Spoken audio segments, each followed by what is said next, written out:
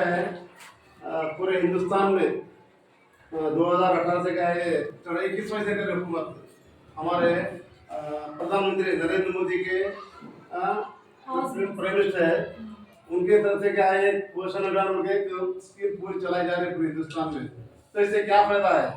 अब तुम लोग तमाम तरकारियाँ दालें वगैरह इसमें क्या क्या चीजें मालूम है ना आप लोगों को?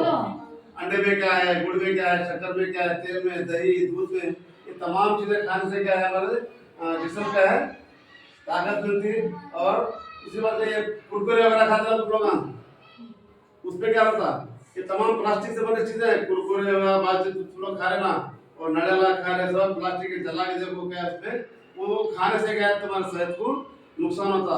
ये ऐसी चीजें खाने से क्या होता फायदा। अब क्वेश्चन है हमारे पास क्या है बिस्कुटा में क्या बना दे रहे तुम्हारे अंडे दे रहे दाल चावल दे रहे चावल पे ऐसे चावल दे रहे हुकूमत तो उसपे एक क्या विटामिन सी है विटामिन डी उसके क्या है बात दाने में हो इसमें मिक्स करे से हो ये भी हमारा जो चावल आ रहा उससे क्या है तुम्हारे नशोनुमा में क्या है जल्दी बढ़ोतरी होती है।